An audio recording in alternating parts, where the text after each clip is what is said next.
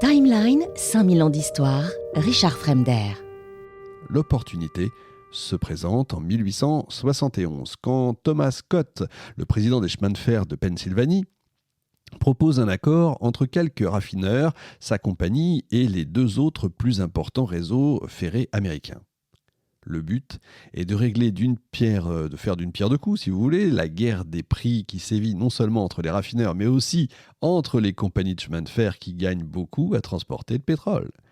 Évidemment, la combine doit rester secrète. Il ne faudrait pas éventer l'existence de ce plan dénué de considérations éthiques. Les compagnies écartées du projet se placeraient inévitablement en travers de sa réalisation et les conspirateurs passeraient à côté d'une petite fortune. Effectivement, alors que les trois compagnies de chemin de fer se répartissent l'acheminement du pétrole, les raffineries bénéficient de 40% de rabais sur le prix de transport de chaque baril. La Standard Oil étant la compagnie de raffinage la plus importante parmi toutes celles impliquées dans la combine, elle tient le rôle tout simplement d'arbitre. En passant comme ça, je viens de vous parler de barils de pétrole. Il faut savoir que c'est une anecdote qu'on peut garder, mais le premier, Samuel Kerr d'ailleurs, qui a sorti le pétrole et qui l'a mis dans quelque chose, ce qu'il avait sous la main, c'était des barils de saumure, c'était des barils de whisky. C'est les mêmes genres de barils qui ont la même quantité. Et c'est pour ça qu'aujourd'hui, on parle de barils de pétrole, parce que c'est le même. En fait, on a gardé la même quantité, si vous voulez. 3 mois plus tard, le 26 février 1872, les tarifs de transport du pétrole doublent soudainement pour tous les producteurs des oil regions. Vous l'aurez compris donc presque tous. Pour se venger, les victimes du cartel attaquent les wagons de la Standard Oil, obligeant alors Rockefeller à licencier 90% de ses ouvriers. 1 mois plus tard, les compagnies de chemin de fer abdiquent. Et finalement, le cartel aurait pu être un échec total, seulement voilà, en un temps record, Rockefeller a réussi à racheter 22 des 36 raffineries de Cleveland. La Standard Oil a donc tout de même réussi finalement à tirer parti de la combine en accomplissant ce qu'on appellera a posteriori le massacre de Cleveland. Grâce à ça, Rockefeller est désormais à la tête de la plus grande compagnie de raffinage au monde. En fait, ce qui explique la réussite de la Standard Oil, c'est la fine compréhension, si vous voulez, de Rockefeller du marché extrêmement particulier qui est celui du pétrole.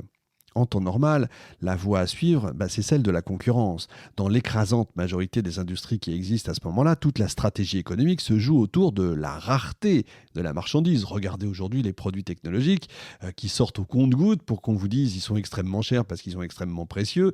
Vous achetez un smartphone à 2000 €, ça ne vous dérange pas parce que vous savez qu'il n'y en a pas 150 000. Vous allez acheter une PlayStation 18 parce que...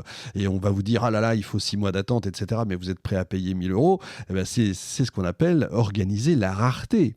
Un produit qui s'obtient difficilement se vend plus cher, laissant donc aux entreprises assez de marge, si vous voulez, pour pouvoir se concurrencer sur la vente, sur les prix de vente. Sauf que avec le pétrole, c'est une toute autre affaire, c'est tout l'inverse. L'accès à l'or noir est facile, sa production est abordable. Il n'y a pas de barrière technologique à l'entrée, si vous voulez, comme on dit aujourd'hui. Et les nouvelles découvertes sont rapides. Par-dessus le marché, le pétrole est vite devenu un des matériaux les plus précieux au monde.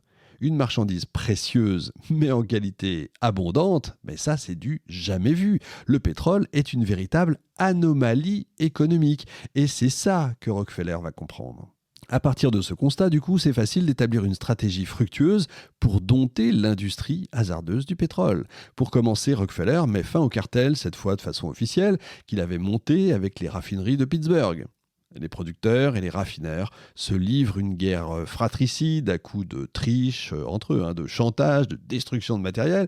Puisqu'ils ne sont pas capables de respecter les règles du cartel, eh bien Rockefeller les envoie, comme on dit, promener. Changement de cap, désormais, il va grimper les échelons de l'industrie tout seul.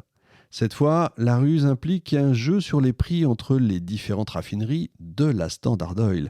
Puisque le kérosène est un produit de première nécessité, la compagnie peut se permettre de vendre le baril plus cher dans certains endroits, sans craindre que les clients ne s'enfuient puisqu'ils sont tout seuls. Surtout que les tarifs augmentent exclusivement dans les villes où la concurrence a déjà été annihilée, ne laissant pas d'autre choix à la clientèle que de se procurer du kérosène, ou ça, chez la Standard Oil.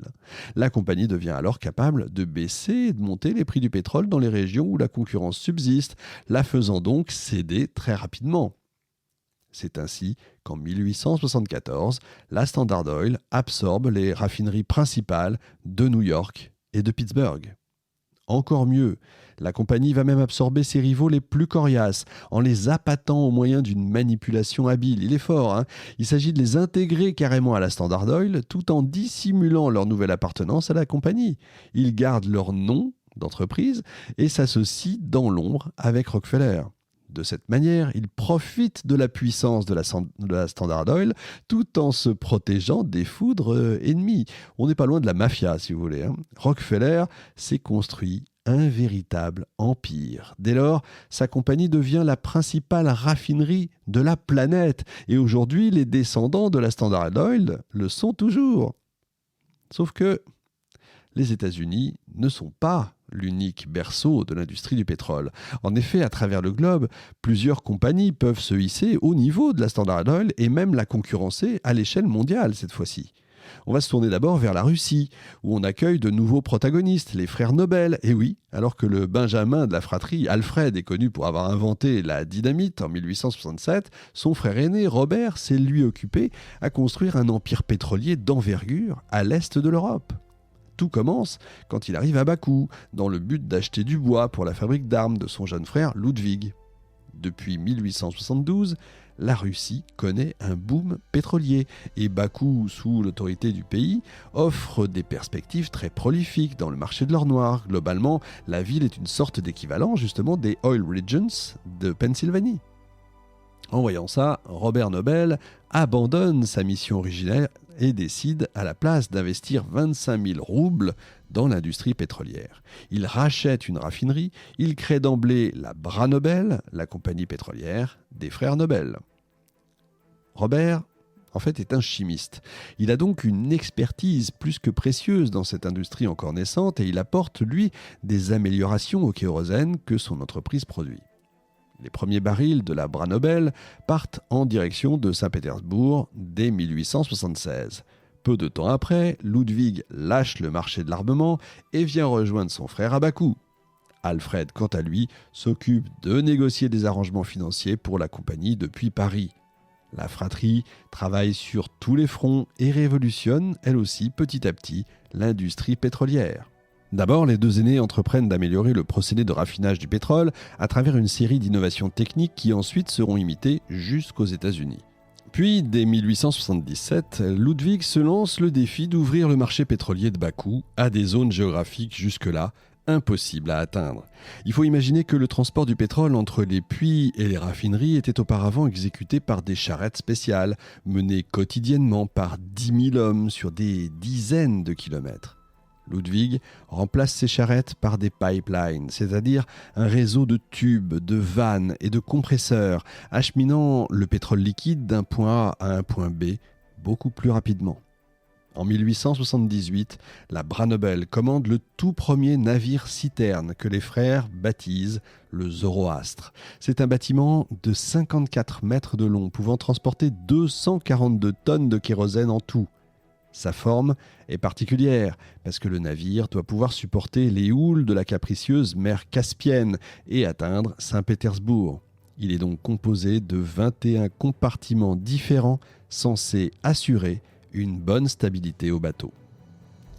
Ça n'empêche pas un navire jumeau du Zoroastre d'exploser en 1881 au cours d'un chargement sur les quais de Bakou. Le résultat est funeste pour la vie maritime, vous l'aurez deviné, cette explosion est la cause d'une des premières marées noires de l'histoire. On est en 1881. Voilà, vous venez d'écouter l'extrait d'une émission Timeline 5000 ans d'histoire qui fait 1 heure en moyenne. Pour écouter la suite et bénéficier de plus de 300 émissions en ligne écrites par des historiens avec les sources, des interviews, etc., il vous en coûtera seulement le prix d'un café par mois, 2 €. Le lien est dans la description. Si vous avez des questions, des avis, des idées à partager, n'hésitez pas. Nous sommes en direct tous les jeudis sur Twitch, timeline_podcast, et c'est gratuit.